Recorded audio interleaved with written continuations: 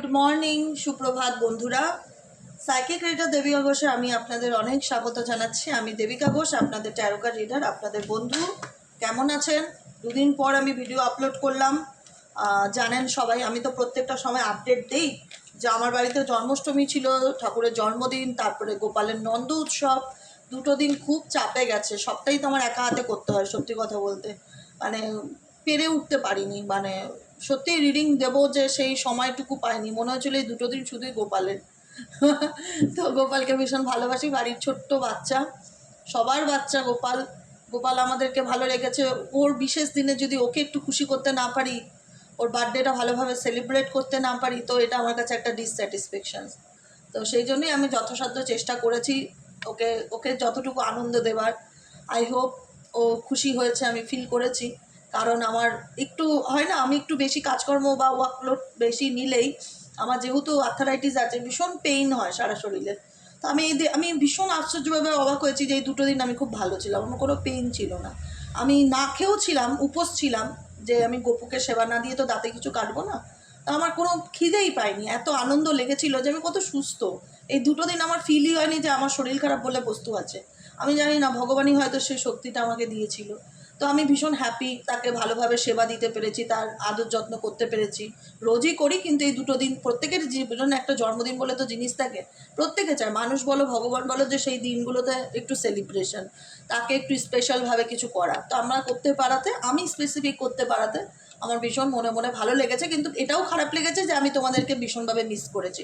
দুটো দিন রিডিং দিতে পারিনি, পেরে উঠিনি গো, শরীরটা খুবই খারাপ ছিল, পারিনি। মানে একটা হয় না যে এত কাজ করে আবার রিডিং দিতে বসার মতন সেই এনার্জিটা ছিল না। এনার্জি রিডিং করবো, এনার্জি না থাকলে জোর করে হয় না, এটাই হচ্ছে ব্যাপার। তো চলো দেখে নেই আজকের রিডিংয়ে।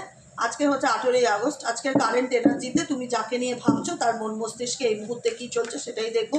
এঞ্জেল ইউনিভার্সের কাছে প্রার্থনা করবো যে ডিভাইন এঞ্জেল, ডিভাইন ইউনিভার্স, এই মুহূর্তে আমার যে বন্ধুরা রিডিংটা দেখছে তার কাছের মানুষ তাকে নিয়ে কি ভাবনা চিন্তা করছে, যারা নো কন্ট্যাক্ট কিংবা অন অফ সিচুয়েশনে আছে তাদের ব্যাপারে জানতে চাই।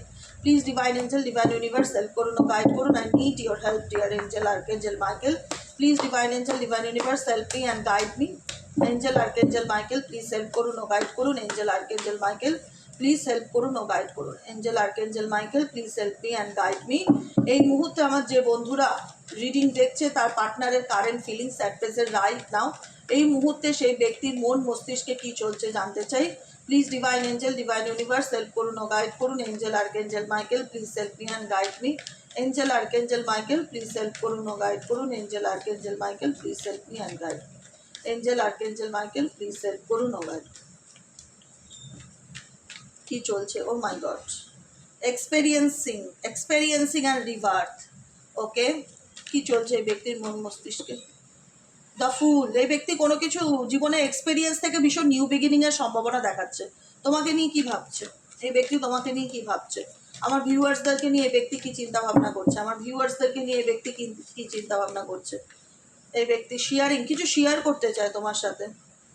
কি শেয়ার করতে চায় ইউনিভার্স? এই ব্যক্তি কি শেয়ার করতে চায়? এই ব্যক্তি কি শেয়ার করতে চায়? এই ব্যক্তি কি শেয়ার করতে চায়? ডিয়ার এঞ্জেল, ডিয়ার ইউনিভার্স, এই ব্যক্তির মনে আর কি চলছে? এই ব্যক্তির মনে আর কি চলছে? Please divine angel, divine universe, I need your help dear angel archangel Michael, please divine angel, divine universe, help করুন ও গাইড করুন। Angel archangel Michael, please help me and guide me. Angel archangel Michael, please help করুন ও guide করুন। Angel archangel Michael, please help me and guide. Angel archangel Michael, please help করুন ও guide করুন। Angel archangel Michael, please help me and guide me. Okay,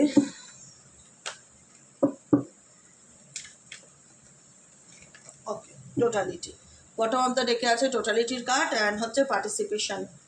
okay, participation, sharing, the full, রিভার্থ and experiencing energy. Okay, conscious mind. দেখো এই মুহূর্তে তুমি যাকে নিয়ে reading দেখছো, তোমরা যারা আছো নো কন্ট্যাক্ট সিচুয়েশন কিংবা অন অফ সিচুয়েশনে আছো, তোমরা খুব ভালো করে জানো যে এই ব্যক্তির জীবনে কি চলছে, এই ব্যক্তি কোন পরিস্থিতির মধ্যে ফেসে আছে। তোমাদের জানো যে এখানে অনেকেই মেজরিটি মানুষই আছো যে থার্ড পার্টি রিলেশনশিপে আছো, বা ফ্যামিলি রিলেটেড কোনো ইস্যু আছে, বা কোনো তোমার পার্টনার ফ্যামিলির জন্য তোমার থেকে দূরে আছে, বা তোমাকে ডিসকানেক্টেড করে দিয়েছে নিজের জীবন থেকে, এরকম দেখা যাচ্ছে। দেখো কোনো কিছু ছেড়ে বেরিয়ে আসার প্রবণতা, আমি আজকে বিকেলে জানবো যে থার্ড পার্টির সাথে তার সম্পর্কটা কেমন, বিকেলে রিডিংটা সেটাই দেবো।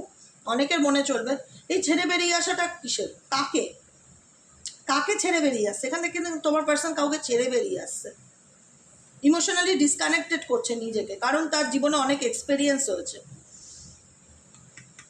আমি দুটো কার্ড নেবো, থার্ড পার্টির প্রতি ফিলিংস আর তোমার প্রতি ফিলিংস। আমার জানা আছে কোনো কিছু ছেড়ে বেরিয়ে আসছে, রিভার্সের কার্ড, নিজের জীবনটাকে নতুন করে শুরু করতে চায়, লাইফে অনেক এক্সপেরিয়েন্স হয়েছে, নিউ বিগিনিং করতে চাইছে, ভীষণ পজিটিভ ঊর্জা নিয়ে রয়েছে, কিন্তু অনেক কিছু শেয়ার করেছে, কিন্তু মনে হচ্ছে এখানে তার শেয়ার করাটা ঠিক হয়নি, বুঝতে পেরেছো? ভীষণ একটা বেরিয়ে আসার প্রবণতা। কোন সিচুয়েশন থেকে? থার্ড পার্টির প্রতি কারেন্ট ফিলিংস এবং তোমার প্রতি কারেন্ট ফিলিংস। থার্ড পার্টির প্রতি কারেন্ট ফিলিংস, এই ব্যক্তি কাকে ছেড়ে বেরিয়ে আসতে চায়, এই ব্যক্তি কাকে ছেড়ে বেরিয়ে আসতে চায়, এই ব্যক্তি কাকে ছেড়ে বেরিয়ে আসতে চায়। Please divine angel, divine universe help করুন ও গাইড করুন। Angel archangel Michael please help me and guide me. Angel archangel Michael please help করুন ও গাইড করুন।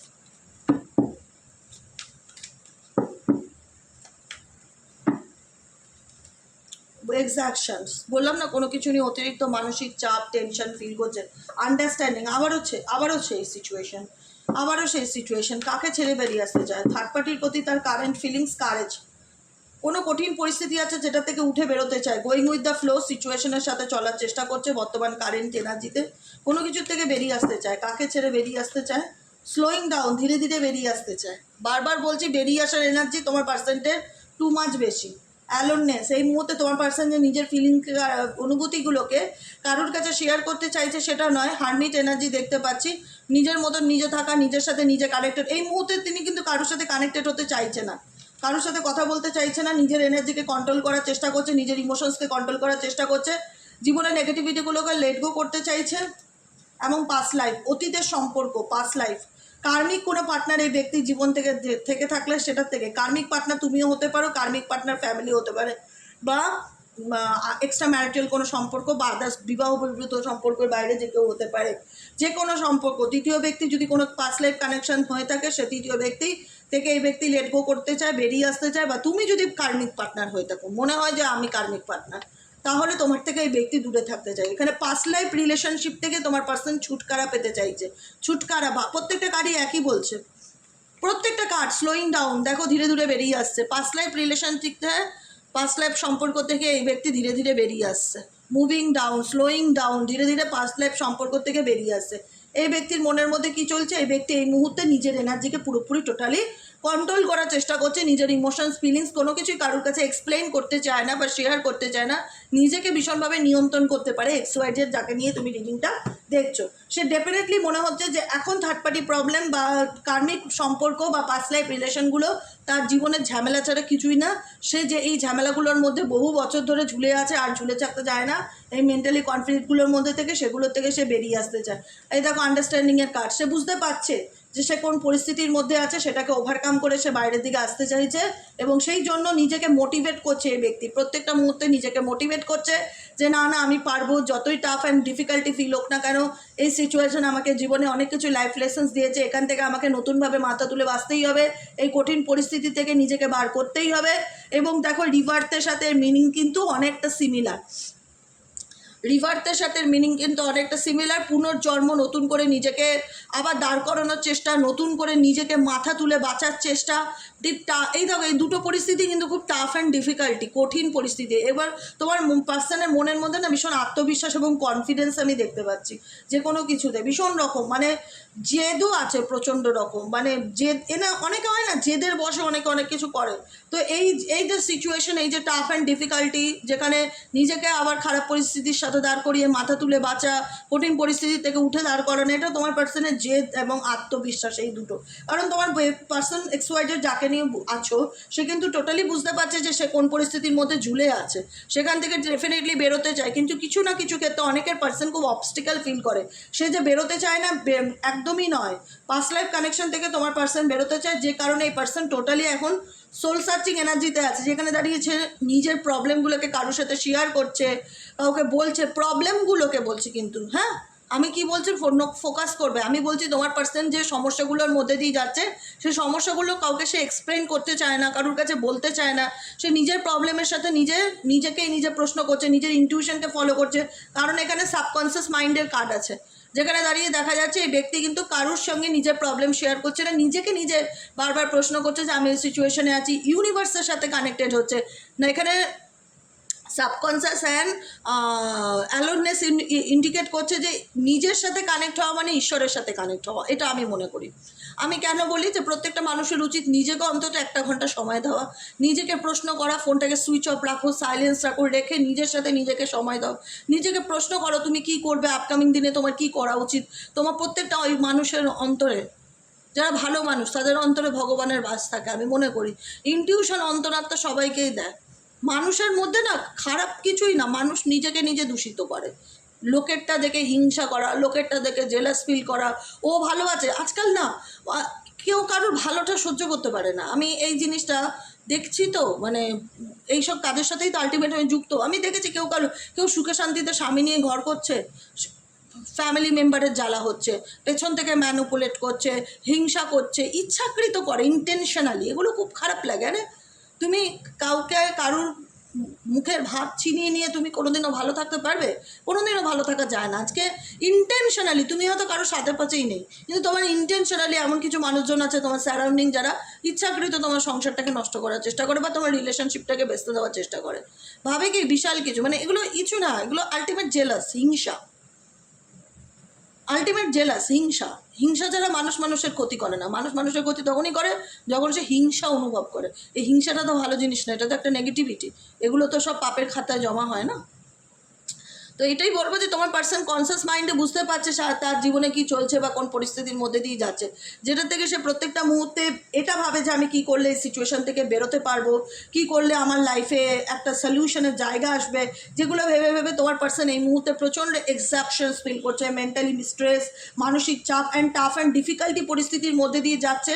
সে সেটাকে ডেফিনেটলি অনুভব করছে এবং এই টাফ অ্যান্ড ডিফিকাল্টি সিচুয়েশন এই ব্যক্তির এক্সপেরিয়েন্সকে গ্যাদার করাচ্ছে, অভিজ্ঞতা বাড়ছে এই ব্যক্তির। বুঝতে পারছে লাইফ লেসেন্সটা এই ব্যক্তির হয়নি। আমি বলবো না XYZ চাকে নিয়ে রিডিংটা দেখছো, লাইফ লেসেন্স হয়েছে, কিন্তু এই ব্যক্তি এখন নিজেকে গুটিয়ে রাখছে।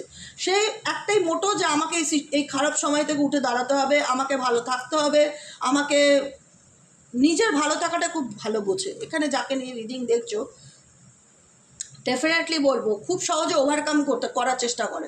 চেষ্টাটা আছে ভেতর থেকে যে আমি খারাপ আছি, আমাকে ভালো থাকতে হবে, কী করলে আমি ভালো থাকবো। মানে ওই ডিপ্রেশনে ডুবে আছে বছরের পর বছর, মাসের পর মাস, সেটা না।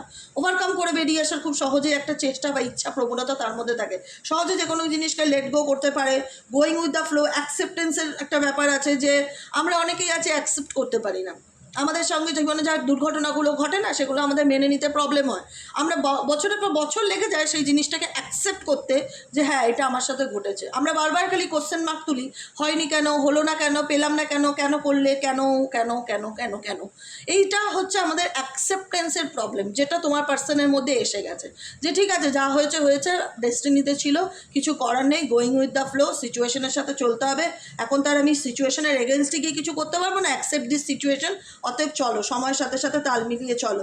তা ফুল কার্ড আমি আবারও বলবো, এখানে দেখো তোমার পার্সনের কিন্তু ভীষণ রকম ওয়ান্সের এনার্জি আমি দেখতে পাচ্ছি, ভীষণ রকম প্রাণবন্ত পজিটিভ একটা নেগেটিভ এনার্জি খুব একটা পেলাম না। হ্যাঁ লাইফের ডিফিকাল্টির মধ্যে দিয়ে যাচ্ছে ঠিকই, কিন্তু সেই ডিফিকাল্টি থেকে কী করে উঠে বেরিয়ে আসা যায়, কী করে নিজের জীবনটা আবার নতুন করে শুরু করা যায়, সেই ইচ্ছে তোমার পার্সনের মধ্যে আমি 100% কিন্তু ফিল করতে পারছি। এখানে বেশিরভাগ ডাউন টু আর্থ এনার্জি আছে, বেশিরভাগ ওয়ান্স এনার্জি আছে, প্যাশনকে ইন্ডিকেট করে, প্ল্যানিংকে ইন্ডিকেট করে। কিন্তু দেখাবে এই ব্যক্তি বাইরের থেকে সে অনেক বড় মনের মানুষ, সে সবার সাহায্য করে, কিন্তু ভেতর থেকে কিন্তু এই ব্যক্তি যা করে খুব প্ল্যানিং করে। আর এই ব্যক্তি কিন্তু ভীষণ রকম কন্ট্রোল এনার্জি আছে। কন্ট্রোলিং এনার্জিটা সাধারণ ব্যাপার নয়, নিজেকে কন্ট্রোল করতে পারাটা বিশাল বড় ব্যাপার, ভীষণ চ্যালেঞ্জিং ব্যাপার, যেটা এই ব্যক্তির দ্বারা পসিবল।